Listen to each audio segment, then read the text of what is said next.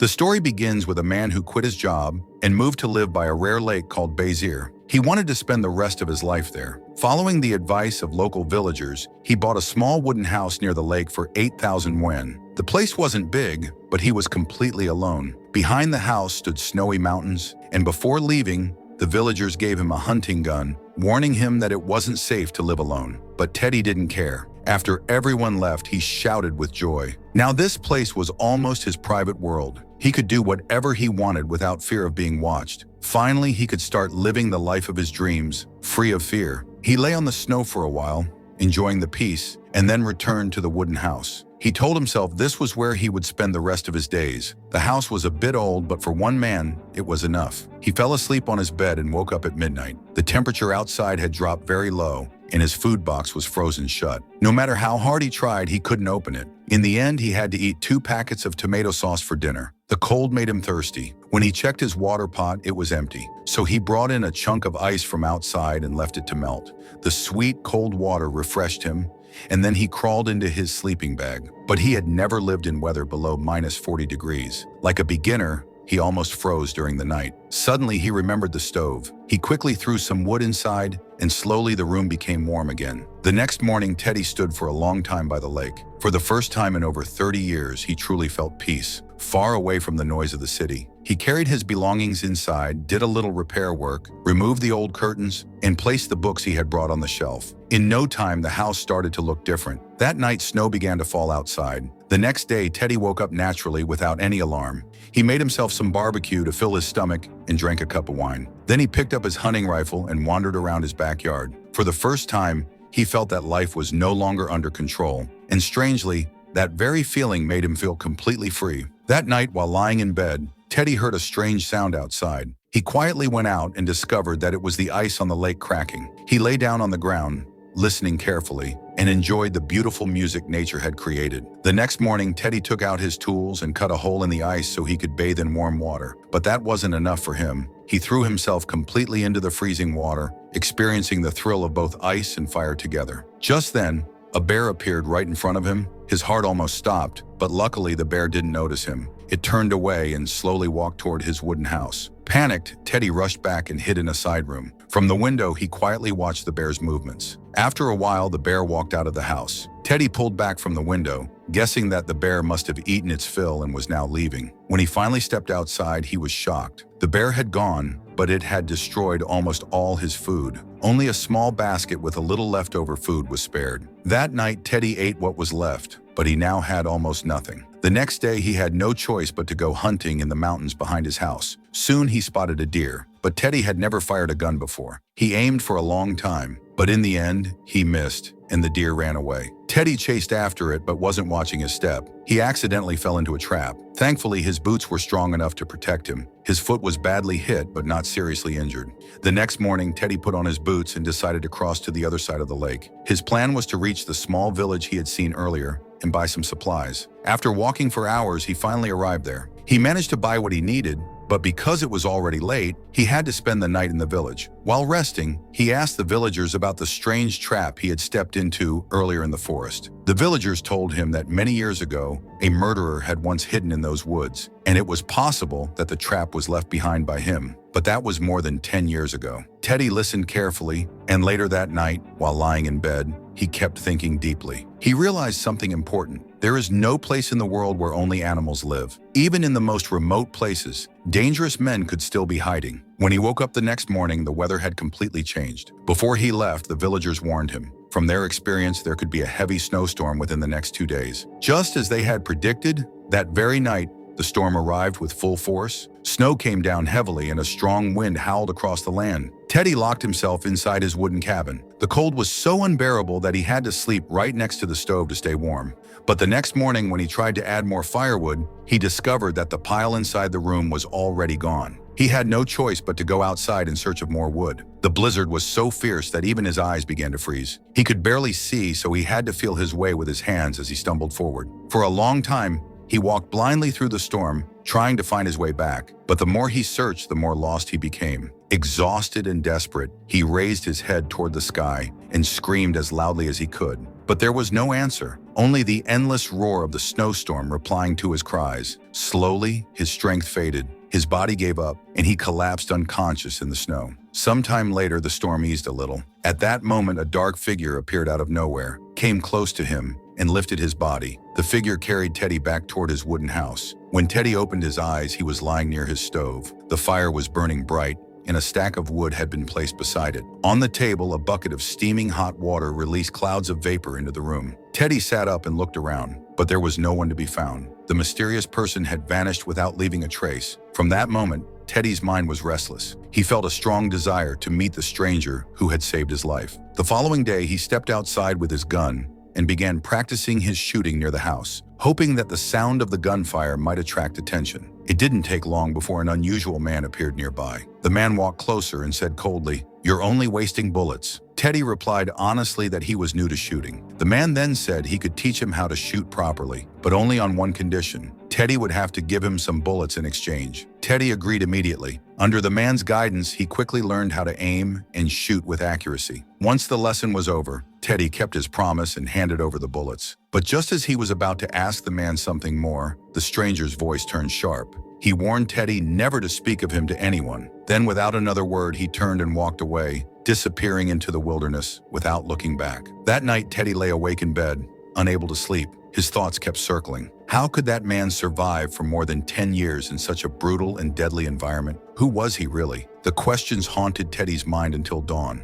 The next day, Teddy walked toward the mountains. To his surprise, he ran into the same mysterious man again. The man looked at him sternly and asked, "Why are you looking for me?" Teddy replied calmly, "I know who you are. My name is Teddy. I am a hunter. I am the man you were searching for all along. You can trust me." Hearing Teddy's honesty, the suspicion in the man's eyes softened. For the first time, Teddy felt that he had gained a true companion. Soon the two of them went hunting together in the forest.